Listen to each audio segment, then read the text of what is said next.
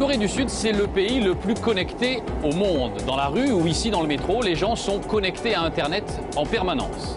C'est aussi le pays des grandes entreprises de l'électronique, des groupes comme LG ou Samsung. Samsung est le numéro 1 mondial des technologies. À lui seul, le groupe génère plus de bénéfices qu'Apple, Google et Microsoft réunis. Pour la première fois, les dirigeants de l'entreprise ont accepté d'ouvrir leurs portes à une équipe de télévision occidentale. C'est un voyage absolument sidérant, vous allez le voir, au cœur du miracle économique sud-coréen. Le reportage est signé Loïc Delamornay et Jean-François Monnier.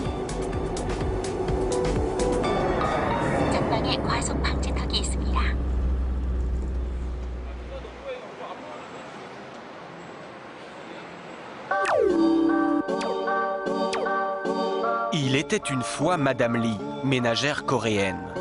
Comme chaque matin, elle posait cette question: « Miroir, mon beau miroir, suis-je toujours aussi belle ?» Et grâce au capteur laser installé au plafond, son miroir lui répondait. Je recherche vos paramètres santé. Masse graisseuse, 11,5%. Pulsation cardiaque, 90. Température, 36,9 degrés. Mon miroir dit que j'ai une excellente condition physique. Madame Lee doit ensuite préparer le déjeuner et se heurte à une autre interrogation: que manger aujourd'hui? Je présente cette assiette et l'ordinateur reconnaît quel type de viande c'est et me propose une recette. Ce midi, Madame Lee mangera donc du barbecue de porc avec des patates. Problème, l'ordinateur du réfrigérateur indique qu'il ne reste plus assez de pommes de terre dans le bac à légumes. La mère de famille commande immédiatement un nouveau paquet qui lui sera livré. Elle paie en ligne grâce à un système de reconnaissance faciale. En Corée, le miroir de Blanche-Neige a pris un sacré coup de vieux. Et le futur imaginé par Samsung va encore plus loin que le conte de fées. Le monde de Madame Lee sera peuplé de stylets traducteurs pour décrypter un menu au restaurant à l'étranger.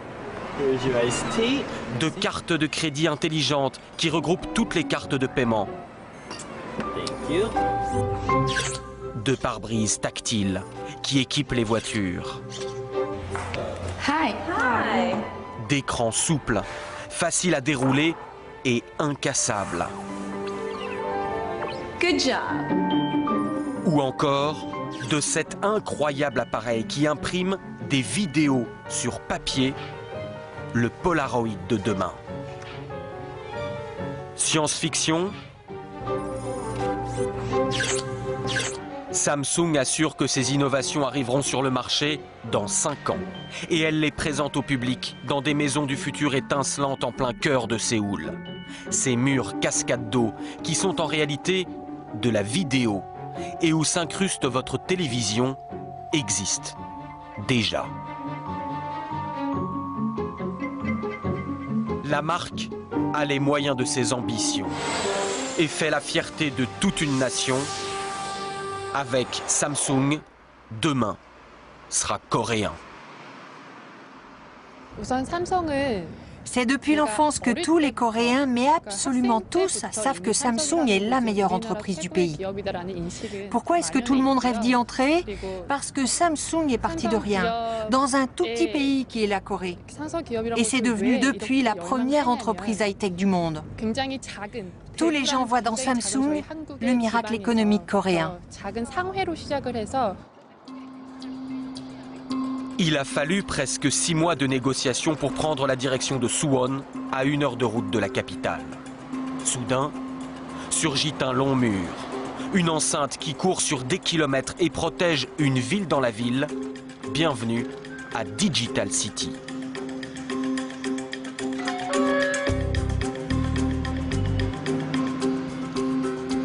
C'est la première fois qu'une caméra occidentale pénètre dans ce sanctuaire. Voici l'une des 8 villes Samsung du pays. Celle-ci est consacrée à l'électronique. Avec ses 30 000 employés, elle a la taille et la population d'une ville française de province comme Auxerre. Avec ses banques, son hôpital et sa clinique dentaire. Avec ses stades, ses bars et ses restaurants. Pour fouler ces trottoirs, il faut être un membre de la famille Samsung. Et cette famille a beau compter 250 000 employés dans le monde, elle n'a qu'un seul esprit de corps. C'est ce qu'a découvert un jeune franco-belge tout juste recruté qui s'est fondu dans le moule coréen. Vous parlez coréen? Oui, bien sûr. Ah oui? Depuis quand? Je suis en Corée depuis 2 ans. On entre dans l'entreprise comme on entre en religion. Le jeune novice a expérimenté la méthode Samsung juste après l'embauche. Pendant 3 semaines, en fait, on va dans un centre d'entraînement fermé, c'est-à-dire qu'on ne peut pas sortir, en fait. Donc week-end, jours fériés compris, on reste là. C'est assez chargé, les cours commencent à 7h30 du matin jusqu'à 9h du soir, plus des travaux de groupe le soir, la nuit, ce qui fait que sur 3 semaines, on dort en moyenne 3-4 heures par nuit. Mais après ces efforts, voici la récompense suprême. Les 5000 jeunes embauchés chaque année se retrouvent pour une gigantesque cérémonie d'intronisation. C'est l'exaltation du collectif et l'adoubement final de l'entreprise sous le slogan géant « Fiers d'être des Samsung ».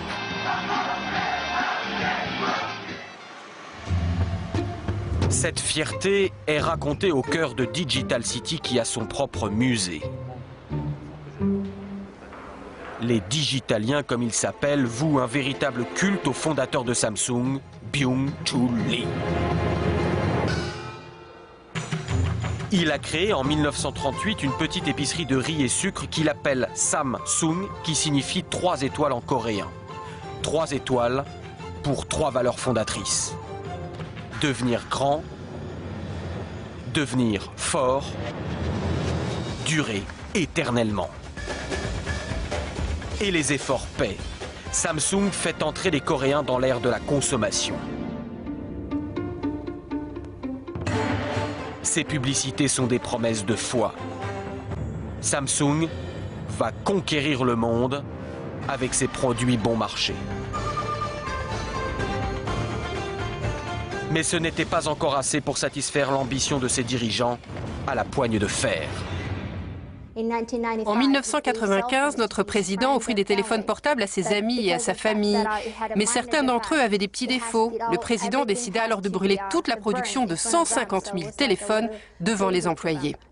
Toutes leurs heures de travail sont parties en fumée, les ouvriers pleuraient. Mais le président voulait nous donner un électrochoc. Et depuis, nous faisons de la qualité. Sa force de frappe, Samsung la doit à son armée de 40 000 chercheurs maison. C'est 3 fois plus de scientifiques que tout le CNRS français. Derrière ces façades se cachent des centres de recherche parmi les plus secrets du monde. Inimaginable que notre caméra y pénètre, les enjeux industriels se chiffrent en dizaines de milliards d'euros. Pas question que nous filmions un schéma qui pourrait être décortiqué par un concurrent. Nous n'aurons d'autre aperçu que ces quelques images fournies au compte-gouttes par l'entreprise.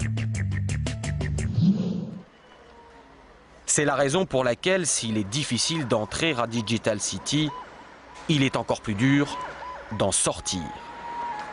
Le soir, chaque voiture est minutieusement fouillée. Et en quittant les bureaux, tous les employés passent une véritable douane. La peur des espions industriels, une vraie paranoïa.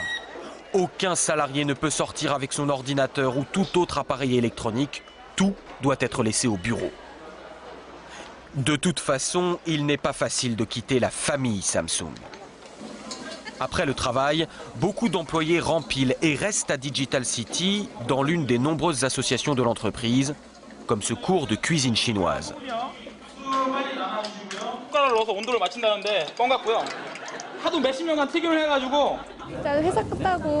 C'est vrai que je pourrais rentrer à la maison et voir un peu plus ma famille.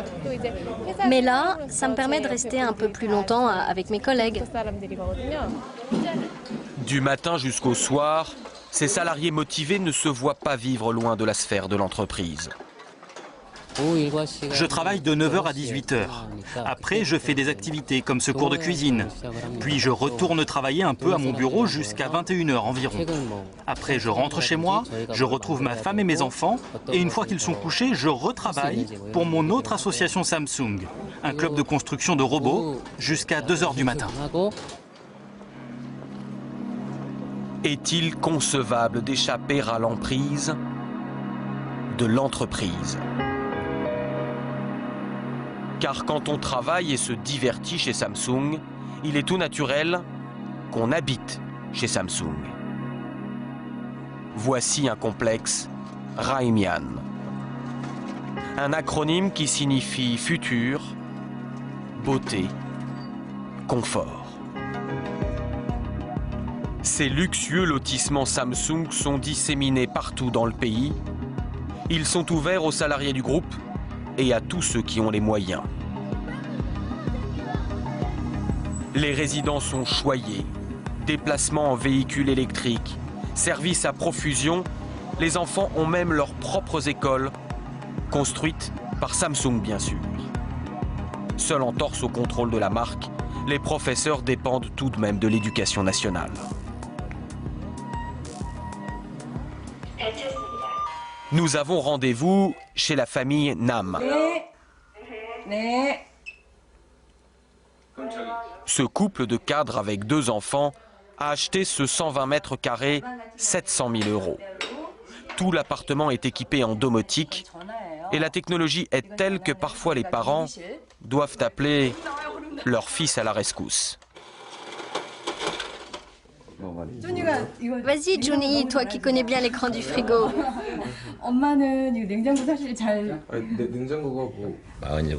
J'ai 47 ans, petit j'habitais dans le coin et c'était complètement sous-développé. J'aurais jamais imaginé que ça se développerait comme ça. Par rapport à d'autres pays, il y a une croissance extraordinaire. Moi, je me rappelle qu'enfant, la seule chose qui comptait, c'était l'éducation. C'est grâce à ça que Samsung s'est doté de cerveau et a réussi. Dans ce monde, la seule chance de survie, c'est le savoir. Études, travail, réussite. On dort peu en Corée. Et le pays du matin calme n'a jamais aussi mal porté son nom.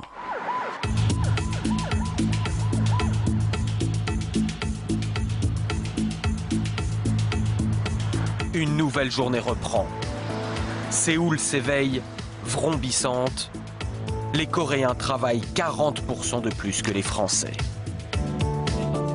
Et dans ce Manhattan asiatique, d'autres membres de la famille Samsung sont déjà au travail autour d'un emploi du temps en 4 lettres, SADI, l'université de design de Samsung.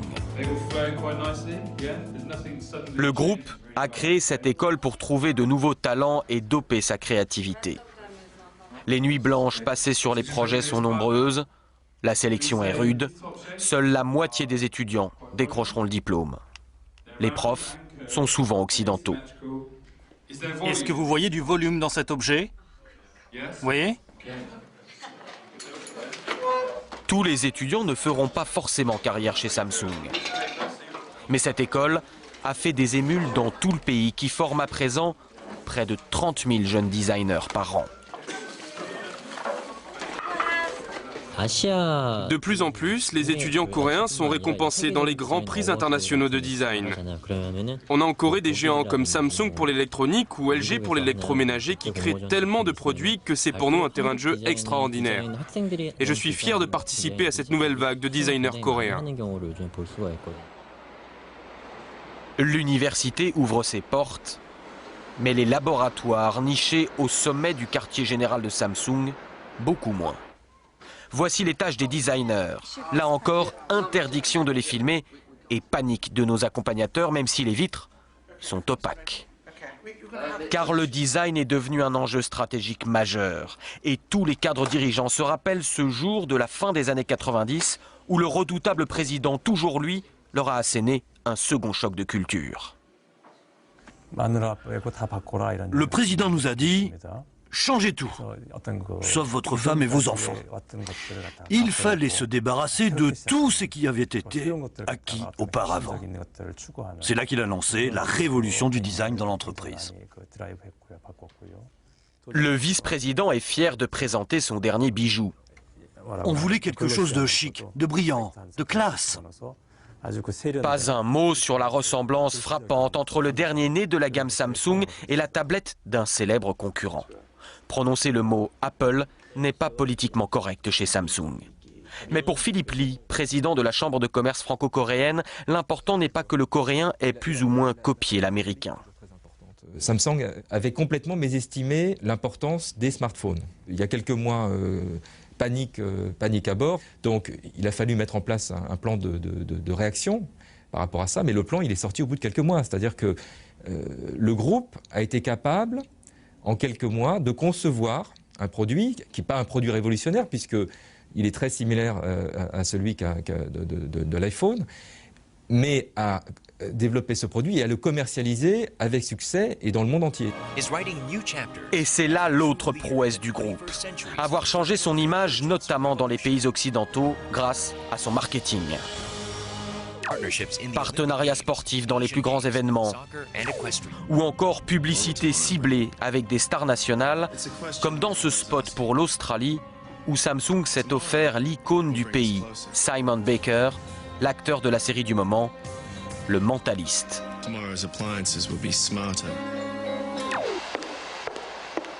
Celle qui remplit vos écrans publicitaires et joue avec vos désirs de consommation, c'est elle, la vice-présidente Young-hee, grande prêtresse du marketing. Passée par New York, Londres et Paris, ancienne de L'Oréal, elle vient de lancer la dernière étape de son plan. Jusqu'ici, on adaptait notre stratégie publicitaire en fonction des pays, un acteur australien pour l'Australie, etc. Mais c'est fini, désormais on va unifier la communication. Tous nos produits auront le même style, les mêmes noms, les mêmes visages, car ce sont des produits universels. Samsung est devenue une marque monde. Une marque monde qui attire désormais les talents étrangers.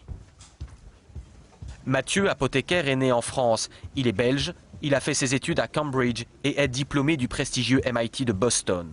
Le monde s'offrait à lui, il a choisi la Corée, au grand étonnement de ses amis.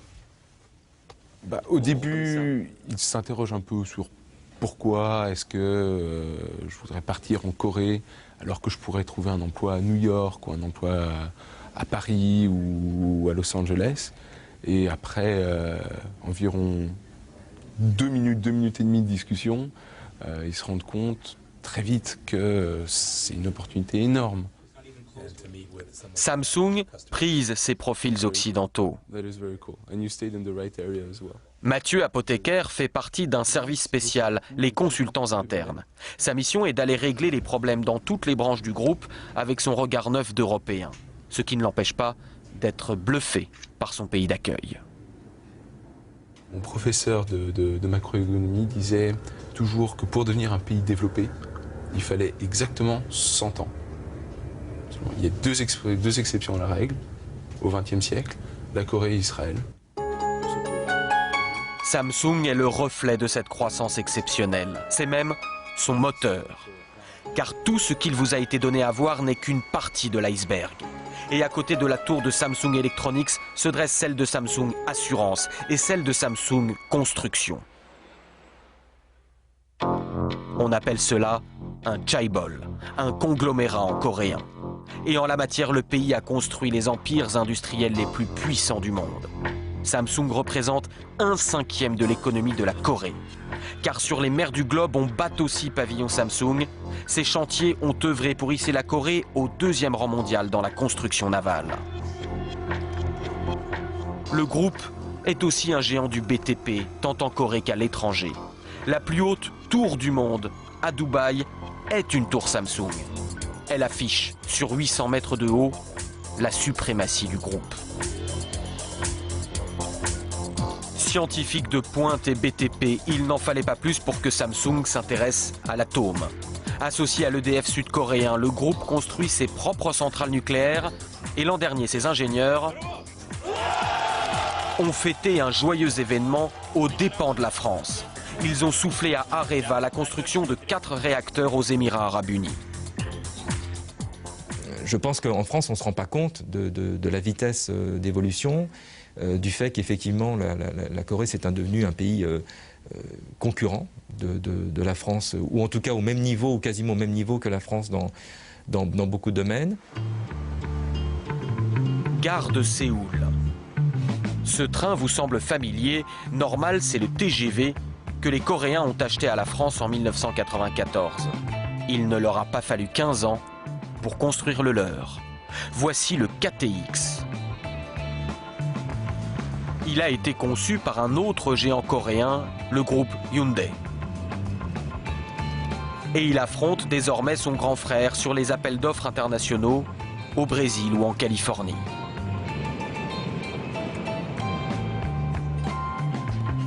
Direction le sud du pays. Le voyage de 300 km explique presque tout. Devant ces plaines mornes et sans aucune ressource naturelle, la Corée n'avait pas d'autre choix que de se surpasser en misant tout sur l'exportation. Voici Busan, deuxième ville du pays. Son port et ses dizaines de milliers de voitures Samsung Motors prêtes à l'embarquement. Mais ici, plutôt que combattre le rouleau compresseur coréen, la France a choisi de s'allier avec lui. Samsung Motors a été racheté en grande partie par Renault. Le Français construit ici des voitures pour les 3 marques du groupe: Renault, Samsung Motors et Nissan.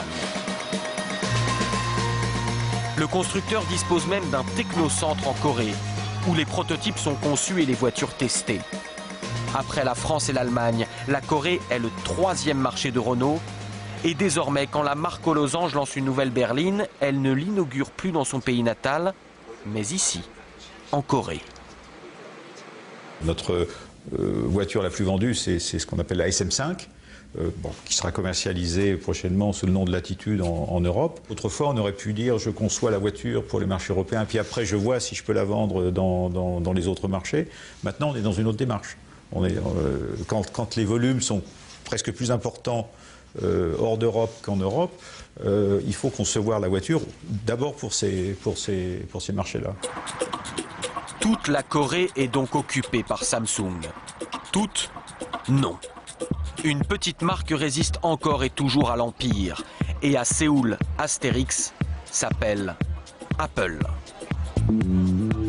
Plus exactement Frisbee, car la marque à la pomme n'a pas encore suffisamment de poids pour ouvrir ses fameux magasins Apple Store. Ce n'est pas évident pour nous. Les gens ne connaissent pas encore bien la marque. C'est difficile de s'attaquer au marché coréen, mais la curiosité commence à payer. L'État coréen ne fait pas de cadeaux à l'Américain. Pour des problèmes de service après-vente, l'un des hauts dirigeants d'Apple a été convoqué pour s'expliquer devant l'Assemblée nationale. Et même si Apple remporte un succès, ce sera quand même une victoire Samsung. Le Coréen est le numéro 1 mondial des semi-conducteurs et sous la coque des iPhones, les composants, et oui, sont des puces Samsung. C'est David contre Goliath. En face, Samsung étale ses Delight Center et autres showrooms ultra-modernes. Sur les écrans des ordinateurs, peu de Google, le célèbre moteur de recherche n'occupe que 5% du marché coréen. Ici, on navigue sur Naver ou Dome, considéré comme plus performant. Et avant la création de Facebook, les Coréens avaient déjà leur réseau social, Cyworld. Comme pour avertir l'Occident, qu'il ne s'endorme surtout pas sur ses certitudes, car demain, votre cyberespace pourrait bien être coréen.